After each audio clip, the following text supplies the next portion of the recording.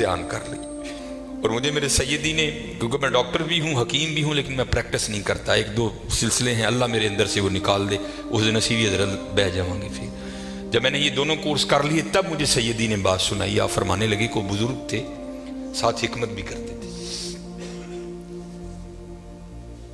مریض آتے تھے ان کے پاس، وہ کو مریض آئی نوجوان لڑکی تھی، جب انہوں نے نبض پکڑی نا تو شیطان تھوڑا سا غلبہ کر گیا، اور نبض پڑھتے ہوئے پکڑتے ہوئے اندر تھوڑا سا غلط خیال آیا، لیکن ساتھ ہی رحمت ہو گئی. ہوئے دھیان کر ہوئے اللہ ویکھدا بھی، نبض چھوڑ دی، نبض چھوڑ دی.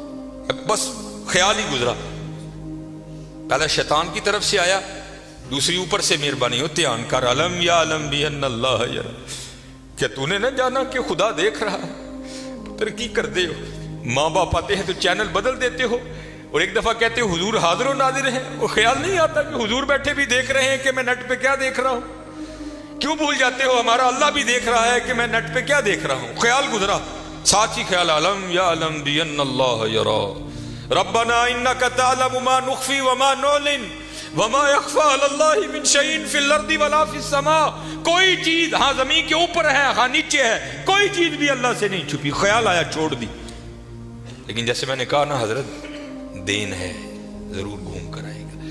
تب گھروں میں ٹینکیاں شینکیاں نہیں ہوتی، تب جو ماشکی جس کو ہم ذاتی زبان میں کہتے ہیں وہی گھروں میں پانی دینے آتے تھے. گھر ان کی بیوی تھی، وہ پانی دینے کے لیے آیا ماشکی. پانی بھر کے نا جب وہ جانے لگا نا تو اس نے ہاتھ پکڑ دیا ان کی بیوی کا. انہوں نے اتنے پھڑیا، ادھر ماشکی نے کار پھڑ لیا. وہ بیوی آگے سے ہاتھ چھڑا کر کہتی ہے وہ پتر کی ہو گئے.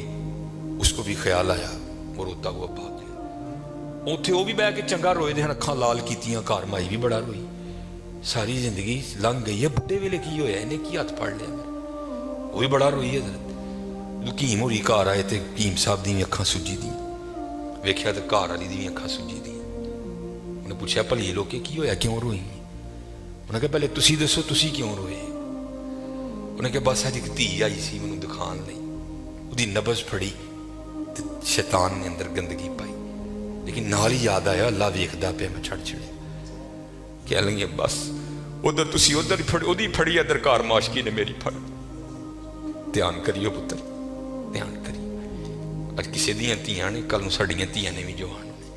اج کسی لی چونک چ نہ کھلوئیو، اج کسی لی نہ کھلوئیو. اج تسی کھلوو گے کل کو تہاڈی لی بھی کھلوئے گا. بڑا دھیان کریو، بڑا دھیان. اپنی جوانی بڑی پاکیزہ رکھنی ہے، بڑی پاکیزہ. اور زنا سے بچنا ہے. یہ آگے علامہ صاحب اور میں تقریباً 1.5-2 گھنٹہ بیٹھ کر یہی روتے رہے حضرت کہ سانو انج دا پھسایا ہے کہ اج زنا آسان اور نکاح انتہائی مشکل کر چھڑے. نکاح انتہائی مشکل کر چھڑے، انتہائی مشکل کر چھڑے. لیکن بچنے پتہ بچنے. زنا ایک ایسا گندا گناہ ہے، میں نے حدیث مبارکہ پڑھی کہ اگر کسی سے یہ گناہ سرزد ہو گیا نا، اس نے معافی مانگی اللہ نے اسے معاف کر دیا، لیکن پتہ پھر بھی اس کو سزا کیا ملے گی کہ جنت میں اللہ جل شانہ زانی سے کہیں گے کبھی تو میرے سامنے نہ آنا. زانی کو ہمیشہ کے لیے دیدار الہی سے محروم کر دیا جائے. اور آج بس اللہ اپنی حفاظت میں رکھے، بچ کے رہنا ہے. اس سے بڑا بچ، اپنی جوانیوں کو پاکیزہ رکھنا ہے، اپنی جوانیوں کو پاکیزہ رکھنا ہے. پھر دیکھو حضرت رنگ کیا لگتے ہیں، رنگ کیا لگتے ہیں، رنگ کیا لگتے ہیں. یہ سکندر 21 سال کی عمر اور 5 بر اعظم فاتح. زندگی نے ساتھ نہیں دیا، سانپ نے اس کو ڈس لیا تھا. اور ارسطو نے سکندر کا ٹریٹمنٹ کیا. جب ارسطو نے دیکھا نا کہ سکندر کا وجود اب نیلا پڑ رہا ہے تو وہ سمجھ گیا کہ زہر اب پورے وجود میں سرایت کر چکا ہے. تو اس نے وہاں سکندر کو کہا سکندر تو بچے گا نہیں، صرف چند گھڑیوں کا تو مہمان ہے. تو وہاں تاریخ لکھتی ہے کہ سکندر نے اپنے وزیر کو بلایا اور بلا کر کے، عیسائی مذہب تھا سکندر کا، وہ کہنے لگا کہ جب مجھے کفن دو گے نا تو ڈائریکٹ مجھے دفنانے کی نہ لے کر جانا، بلکہ اس طرح کرنا کہ دائیں بائیں سے میرا کفن پھاڑ کے نا میرے ہاتھ کفن سے باہر رکھنا. اور کرنا کیا، مجھے پورے شہر یونان کے چکر لگوانا. تو وزیر پوچھتا ہے سکندر وہ کیا، اس میں کیا راز ہے؟ تو کہتا ہے میں جاتے ہوئے ان لوگوں کو سبق دینا چاہتا ہوں، وہ اس دنیا سے جی نہ لگانا. دیکھو آج 15 लाख मुरब्बा मील फतह करने वाला सिकंदर इस दुनिया से खाली जा रहा है। वो चलियो, वो कुछ नहीं लेकर गया, हम क्या लेकर जाएंगे यहाँ। और फिर यहाँ किसी ने बड़ा खूबसूरत लिखा था, ये वो बाग है जिसके हजारों माली थे।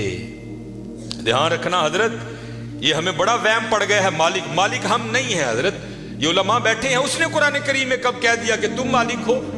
तो कुरान करीम में बार बार कहता है वलिल्लाहि मुल्कुस समावाति वल अर्द, और अल्लाह ही के लिए है जमीन और आसमान की बादशाहत। वल्लाहु अला कुल्ली शैइन कदीर। या आप आयतुल कुर्सी में हर फर्ज नमाज के बाद इस बात को दोहराते हो, अल्लाहु ला इलाहा इल्ला हुवल हय्युल कय्यूम ला ताखुदुहु सिनतुम वला नौम लहू मा फिस समावाति व मा फिल अर्द। और अल्लाह ही के लिए है जो कुछ आसमानों में है और जो कुछ जमीनों में है।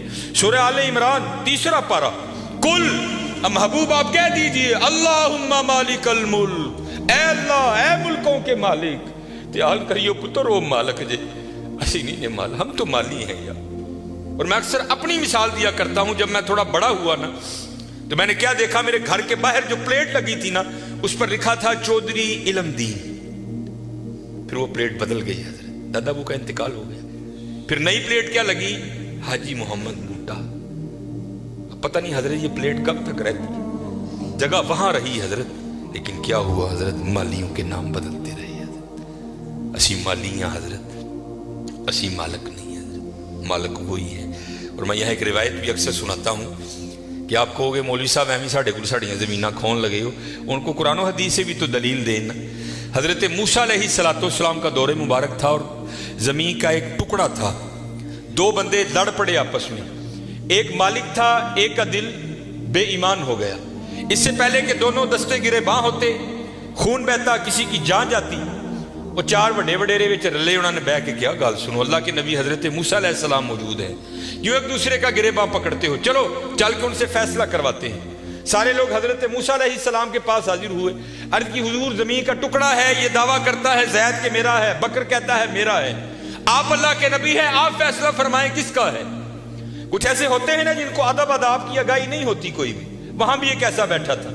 हजरत मूसा अलैहिस्सलाम से अर्ज करते हैं हजरत इंज करो, कल्ला कल्ला करके ना उन साइड ते ले जाओ, दोनों की बात सुनो, हकीकत हाल आप पर वाज़ेह हो जाएगी। हजरत मूसा अलैहिस्सलाम जलाल में आ गए। आपने फरमाया मैं अल्लाह का नबी हूं, मुझे इस बात की जरूरत नहीं कि मैं कल्ला कल्ला करके इनकी बात सुनूं, मुझे अल्लाह ने ये ताकत दे रखी है, मैं जमीन के टुकड़े से पूछ लूंगा, बता तू दोनों में से किसका है। आपने सबको इकट्ठा किया और लेकर चले गए। जमीन के उस टुकड़े पर खड़े हुए, फरमाया ये ज़ैद दावा करता है तू मेरा है, बकर दावा करता है तू मेरा है, अल्लाह के नबी हजरत मूसा तुझसे पूछते हैं बता तू किसका है। तो तफसीर में लिखा है कि वो जमीन का टुकड़ा बोल उठा। पहले हजरत मूसा अलैहिस्सलाम को सलाम अर्ज की और सलाम अर्ज करके अर्ज करता है हजरत ये दोनों झूठे हैं, ना मैं इसका हूं ना मैं उसका हूं, इनको को तैयारी करें, ये दोनों मेरे हैं। हसी हजरत केड़े वहम च पे दे ते हकीकत क्या है। ये वो बाग है जिसके हजारों माली थे, सिकंदर जब इस दुनिया से गया दोनों हाथ खाली थे। हाँ हजरत ध्यान करियो, खाली आए हैं और खाली ही यहाँ से जाएंगे। हाँ जाएगा क्या, अच्छे और बुरे अमाल साथ जाएंगे। हजरत हम ताड़ी मर्जी है हजरत, जिदा मर्जी ढेर ला लो हजरत, लेकिन हजरत जी चंगा ही ढेर लाइयो, मंदा ना लाइयो। ये सियालकोट जाओ तो आपने हकीम अब्दुल हई रहमतुल्लाह तआला अलैह का डेरा देख रखा है, ये सिटी सेंटर के थोड़ा सा आगे है। कितनी मौके की जगह है हजरत, हमने तो खैर नहीं देखा, लेकिन मैंने वो इंजीनियर देखे हैं जिन्होंने हकीम साहब से कहा ना, इंजीनियर था, हकीम साहब का मुरीद हुआ, तो अपने पीर से प्यार था ना, तो अर्ज करते हैं कि हकीम खादम अली रहमतुल्लाह तआला अलैह कहने लगा कि साहब बड़ी मौके की जगह है, सड़क के उत्ते तुसीं जे किते रोड च भी जाके बहोगे ना तो दुनिया ने उत्थे भी आ जाना है। मैनूं इजाजत दो, हाँ मैं नक्शा बनावा ते इत्थे सोहना प्लाजा बनाइए। तो हकीम साहब फरमान लगे ओ बाबा जी रहन दे, कहने लगा नहीं जनाब प्लाजा बनाने। आप फरमान लगे यार असी बना लेना ही, लेकिन एक गल सुनी सी तां नहीं बनाया। वो कहते हजरत मशवरा करें ना, शायद बात की हकीकत कुछ और हो, क्या बात सुनी है, क्यों नहीं आपने बनाया। आप फरमान लगे यार अही सुने आए नाल नहीं लैके जान देंगे, असी तां नहीं बनाया। कैसे लोग थे यार, कितना तकवा था उन लोगों में, इस जानब तवज्जो ही नहीं की हजरत, तवज्जो की तो सिर्फ अल्लाह की तरफ की हजरत। توجہ کی تو صرف حضور کی غلامی کی جانب کی ہے، اس جانب آئے ہی نہیں. اور حضرت جو اس کی جانب جائے گا نا دنیا تو آٹومیٹک اس کے پیچھے آئے گی. مولانا روم رحمۃ اللہ تعالیٰ نے بڑی خوبصورت مثال لکھی، بڑی خوبصورت مثال. آپ فرماتے ہیں کوئی بزرگ بیٹھے تھے، ان کے سامنے سے نا بندہ بھاگتا ہوا گیا، افیادہ نسیہ پہ جائے. اگلے دن پھر بیٹھے تھے، پھر بھاگتا ہوا گیا. تیسرے دن پھر بیٹھے تھے، پھر گیا. چوتھے دن جب گزرا نا آپ نے پکڑ لیا اسے. آپ نے فرمایا بھائی تجھے کیا مصیبت پڑی ہے، روز تو اس وقت بھاگتا ہوا نکل جاتا ہے اس جانب. عرض کرتا ہے حضور میں اپنا سایہ پھڑن ڈیا تھا. آپ نے فرمایا پھر تو ساری زندگی نہیں پکڑ سکے گا. اس نے کہا حضور وہ کیوں؟ آپ نے فرمایا تو نے کر دی ہے سورج کو کنڈ، سایہ آ گیا ہے تیرے آگے. اب سورج کو کنڈ کر کے جتنا مرضی بھاگ، کیونکہ سایہ آگے ہے، وہ بھاگتا رہے گا تو اس کے پیچھے بھاگتا رہے گا، پکڑ نہیں سکتا. ہاں ایک کام کر لے، پکڑ پھر بھی نہیں سکے گا، لیکن پھر یہ ہوگا کہ تو سایہ کے پیچھے نہیں بھاگے گا، سایہ تیرے پیچھے بھاگے گا. انہیں کی حضور کی آپ نے پھڑکنا دا پاسا پویا اور منہ کیتا سورج جل. فرمایا ہوں سورج جل نوں دوڑ لا، سایہ تیرے پیچھے پیچھے دوڑے گا. یہ مثال دے کر مولانا روم کہتے ہیں تو نے بھی اللہ اور اللہ کے رسول کے دربار سے منہ پھیر لیا ہے اور بھاگ رہا ہے دنیا کے پیچھے. اب دنیا آگے آگے تو پیچھے پیچھے. اوے ہاں بھاگنا ہے تو دوڑ مدینہ کی طرف لگا، پھر دنیا تیرے پیچھے پیچھے ہوگی، تو آگے آگے ہو.